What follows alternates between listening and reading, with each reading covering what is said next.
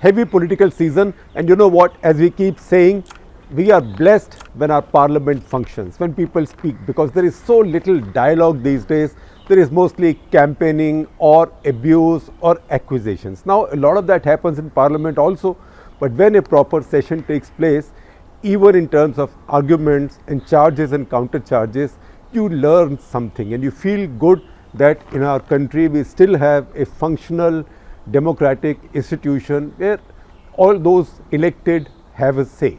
So first of all, this is the ongoing debate on the President's address to Parliament in budget session.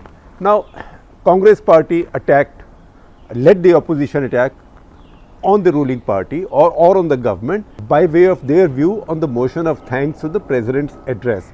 And they said, as usually happens, they used that opportunity to tell the government everywhere they think the government had gone wrong, had let down the people, things that President talked about on behalf of the government. President doesn't write his speech himself. It's given by the government. President speaks on behalf of the government. So things that President's speech had excluded but should not have according to them, and also things that President's speech made claims to but which they thought were untrue. Now that attack was led by the Congress, and within the Congress by Rahul Gandhi himself. So we had featured that in a CutTheClutter last week. That's when Rahul Gandhi had made the accusation that Modi government has taken certain steps on foreign and strategic policy whereby they had sort of made it more possible or easier or more logical or more tempting for Pakistan and China to come closer together, and the External Affairs Minister had answered him. So we had dedicated a full episode of CutTheClutter to that. Now the Prime Minister has spoken. He has spoken in both houses of Parliament. These are pretty much identical speeches in terms of the points made, and I take out some highlights for you and I try to draw some political meaning from these as briefly as possible. So first of all, one of the major allegations or accusations that Rahul Gandhi made. Now the interesting thing is, first of all, that almost all of Narendra Modi's attack was focused on one opposition party, not all the opposition party. Now they might say the Congress counts for nothing, and frankly Congress is only 50 odd members in Parliament, less than 1/10 of Parliament's strength. So Congress does not count for that much in Parliament. But the fact is that his entire attack was on the Congress, not even on SP, BSP, TMC, Aam Aadmi Party, maybe indirectly in one place, but nothing. So you can see, first of all, the first lesson, that he's got his politics sorted out, which means he will leave others in his party to fight regional challengers, whether it's TMC or it's Samajwadi Party in Uttar Pradesh, etc., etc. He will let others fight that. When he speaks, particularly in National Parliament, he will mainly attack the Congress party, because he still knows and he acknowledges it better than most people do. Most people even in the opposition or his critics do that, and he knows that Congress is still the only party with the ability, if it grows, if it gets its act together, if it wins some of its old goodwill back which it has lost, then it can still upset his, I won't be so unoriginal as to borrow the expression apple cart, maybe to upset his moongfali cart, his peanut cart. So he knows where the threat is from at the national level, and he will never take any threat lightly. So all his attack is on the Congress party. Now the first big one, and you can see also where Rahul Gandhi's speech seems to have hurt him, that is on the federal issue, that this central government does not care for the states. It does not give any autonomy or power to the states. It's in fact infiltrating into the states' powers, and we've seen many things that have happened lately, particularly the latest being the issue of the shifting of All India Services officers to the center. How much power do the states have there? How much of an option do the states have there? Or how much of a say do the states have there? So he had hit him, and he had used the example of Tamil Nadu a great deal. he had also said that Tamil Nadu is a state where you will never come to power. Now, it was a bit strange because the fact is that Tamil Nadu is not a state which is Congress party's stronghold. And Narendra Modi did not lose the opportunity to remind the Congress party that the last time they won elections in Tamil Nadu on their own was 1962. 1968 is when DMK came to power, and since then Congress has never come to power. It's been in power sometimes in Tamil Nadu as effectively it is now, but as a very junior partner of the DMK, which is the situation right now. In fact, if you look at Congress party's 52, 51 members of parliament, you will see that a large number of them besides Kerala have come from Tamil Nadu, which has mainly happened because of the alliance with DMK. So he said, look, you are telling me I am destabilizing state governments. You destabilized state governments all the time. And the fact is that when it comes to whataboutery, Congress party does have a problem. Because in the past, Congress party has done a lot of things wrong. The first state government to be dismissed in India sort of peremptorily was the left front government in the late 50s by Nehru's central government of all people. And that is when the Congress party, the CWC, had empowered him to dismiss the left front government in Kerala. And who was the president of the Congress party at that point? It was Mrs. Indira Gandhi. So maybe when Congress people have to attack this government on federal issues, and I think many of those arguments are quite genuine, so it won't hurt their cause, that is Congress party's cause, if they started out with a little bit of a mea culpa, saying that look, we know that our predecessors, our party in the past has made the same mistakes, but learn from our mistakes, just as we've learned from our mistakes, and the country has learned from our mistakes. We'll never repeat those mistakes again. Why are you doing it now? But you know, it is in trying to be perfect yourself, sound perfect yourself, and accusing the other that it causes a problem, and that is what Narendra Modi is latching on to. And he says that look, if you say that we are just a union of the states, the fact is Indian constitution immediately defines India as a union of states. It's a voluntary union of states. It does not call itself United States of India, but it is a federal country and a federal constitution. On the other hand, to counter-attack, Narendra Modi is saying you seem to deny the idea of a nation. You seem to think that the idea of a nation is unconstitutional, so why don't you rename your party Indian Federal Congress and not Indian National Congress? The fact is a lot of parties have been called federal this, federal that. It needs a lot of nuancing to draw the distinction between national and federal. India is a nation, it's a national entity which is governed on the basis of a federal constitution. So this is a nuancial argument, but this seems to have hurt Narendra Modi a fair bit. Now, then he says that you put family above all. And he said the biggest threat to a democracy is dynastic politics. Why? He explains that's because dynastic politics, once the succession, once the only criterion of growth of succession is family, is that you are a dynast, then it kills all talent. So other talent doesn't rise. Now there is some merit to that, because the fact is that if any other talent also rose in the Congress party all this while, a lot of that was also from many dynasts, from many dynasties. What has happened right now is that a lot of those many dynasts have left, and Congress party is bereft of talent right now, although they keep discovering some new talent. For example, until a couple of months back, none of us knew very much about Charanjit Singh Channi in Punjab, so they have some depth. But the fact is that in a lot of the cases, particularly at the national level, it is the dynasty which rules. So there's nobody who can imagine in the Congress party that I am so talented that I can compete with the dynasty and do better. So he says that, but at the same time, there is a counter argument to his argument too, that all the many dynasts in the Congress party who thought they were not growing in the Congress party and who were not getting a share of the power in the Congress party, BJP now under Narendra Modi is happily quoting them, embracing them and empowering them. So in the process, One, BJP is also building its own mini dynasties in various places.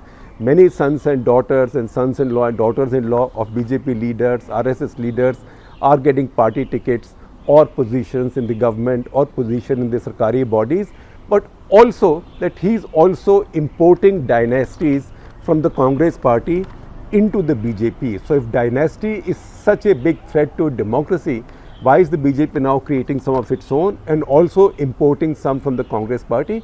Maybe it's a lesson to reflect on. And then he said that Congress party is responsible for all of India's festering problems. Festering problems are Kashmir, festering problems are Sikh unrest, and Kashmiri Pandits particularly having to leave the valley. Now, some fact checks are needed. When Kashmiri Pandits left the valley, Rajiv Gandhi's government had just been defeated. Congress had just been defeated. The forces that defeated the Congress in that election, 1989, although Congress was the largest single party, but VP Singh came into power. He was then briefly succeeded by Chandrasekhar for a few months, but VP Singh's government itself was not supported by the Congress. VP Singh's government, in fact, stayed in power. He only had 150 odd seats. He only stayed in power not only because the left supported him from outside, but also the BJP supported him from outside. So the fact is that when the exodus of the Pandits from Kashmir took place, it was a BJP supported government that was in power. Now you can say that, oh, but listen, Congress party's rule for 5 years had already brought the state to such a pass that it was very difficult for a new government to turn the clock back. But the fact is that this happened under BJP's watch, and it was around that time, after some time, that at BJP's insistence, VP Singh government had appointed Jagmohan as the governor of Jammu and Kashmir. Next, he says, and this is a rough swipe, but it's factual. He says that in your Raj, daughters were being burnt in tandoor. So that is obviously a reference to the tandoor murder case in Delhi at one of the ITDC hotels, and for that one a Congress leader, a local Congress leader, was convicted and punished. Then he says, you are saying I am distorting history, I am rewriting history. All I am doing is, his explanation, all I am doing is helping people jog their memory, that there was a history beyond a few years. I think he means a few decades, which means 1947, which means there was history before that, and even post 47, history belongs to a lot of Indians, not just to one family or one dynasty. That is what he is talking about. Next, he says Congress party now is run by urban Naxals. You become urban Naxals. Now that is quite a sweeping allegation. But it's possible that he is referring to Congress party's left turn lately, and also the fact that some JNU activists have joined sort of Rahul Gandhi's inner circle in a way, particularly managing his social media, etc., or at least that is what is believed. But the fact is, because the Congress party has taken a leftward swing, he is now pushing them to the other extreme, or pushing them to the ropes, or trying to push them to the ropes, saying that you are supporters of urban Naxals, or you are like urban Naxals. Then he talks about COVID, and which to me is the most fascinating thing that he does, sort of strategically and tactically, although you can see through it very easily. He is saying that when COVID happened, the lockdown happened, the big migrant crisis took place. Don't blame me for that. You guys are to blame for that, because you scared people and you encouraged people to leave. Now, first of all, the facts of that exodus are well known, and they are not facts that point to any conspiracy or complicity of the opposition. That mainly happened because the lockdown was much too sudden. Trains, buses were stopped, panic spread, and frankly, Prime Minister also in his speech said, "Jaan hai to jahan hai." When such a strong Prime Minister of the country says, "Jaan hai to jahan hai," people tend to panic, and people tend to think it's time to run. And what happens when you panic? You try to run for home. You decide to run from home. That is a normal human tendency among all of us. But tactically and strategically, what I also find fascinating is that now in 2022, he's talking about a crisis that took place in 2020, and in fact in doing so he's leapfrogging backwards. He's completely bypassing the year 2021, where the much bigger COVID crisis took place during the wave 2, when tens of times, maybe 100 times more people died than in the first wave. And that is when we saw bodies in the rivers in Uttar Pradesh, Bihar, etc. So maybe the effort is to shift the COVID debate or today's COVID controversy from wave 2, which became most visible in UP, which is going to the polls now, and shift the attention to wave 1, which was about migrants. And so immediately, as if on cue, you can see the tweet on my screen, as if on cue, just after this speech, Yogi Adityanath, Uttar Pradesh Chief Minister, spoke out on this, basically accusing the Delhi government, that is Arvind Kejriwal's government, of having caused the exodus from Delhi. That's the reason I said that in one place, Prime Minister Modi also attacks another party, which is Aam Aadmi Party. Otherwise, it's all about Congress party. And then it got an equally feisty response from Arvind Kejriwal that you can expect. So that is what happened. And then, of course, no big condemnation of the Congress party by any senior leader of the BJP, particularly these days in the Modi era, can be complete without a swipe at Nehru. So there's a swipe at Nehru, and again with Goa election in the mind. That swipe says that Nehruji delayed sending Indian army to liberate Goa for too long because he was conscious of his international image. In the process, many freedom fighters in Goa died. Now the fact is that India did take a long time sending the army to Goa, but ultimately it did send Army, Navy, Air Force, all three to Goa. In mid-1950s, Nehru is supposed to have said, Nehru is on record as having said that he will try to resolve it peacefully. Now remember, in 1947, I'm not giving you any sites, I'm just giving you the perspective.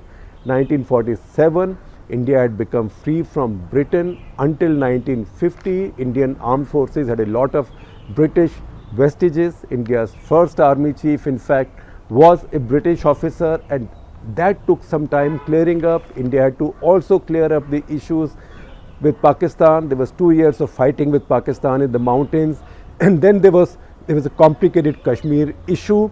So India took some time. Maybe India took too long, but ultimately in 1960-61, by that time the die was cast and Goa was liberated.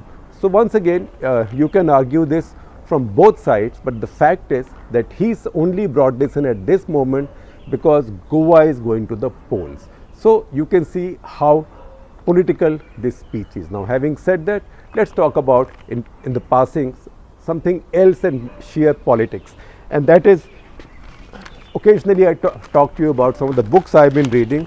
So these are two. So this is The Struggle and the Promise, Restoring India's Potential by Naushad Forbes.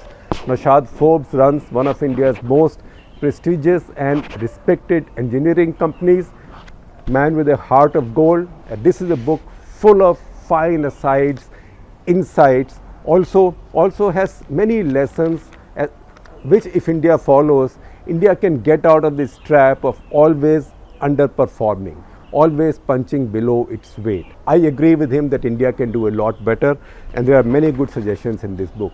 And this one is after my heart. Now this is by Balaji Vittal. This is Pure Evil, the Bad Men of Bollywood. And you will see all the famous villains, all males, on the cover of this book. You know them all, I know. And this book, I'm reading it a little bit slowly. And the reason I'm doing it is, when I first opened it, I thought this was about 10 villains of Indian cinema. So it will be easy read. It's not that. It's a much more layered and nuanced book about the diversity and development and evolution of villainy in Indian cinema over, say, 7-8 decades. It's a fascinating book. You read it slowly too, and maybe as you read it, you will Google a few things and learn a few things. So this book is not just about actors who played the role of villains or vamps in Hindi cinema. It's also about how villainy defined itself according to changing social mores in India's changing economics.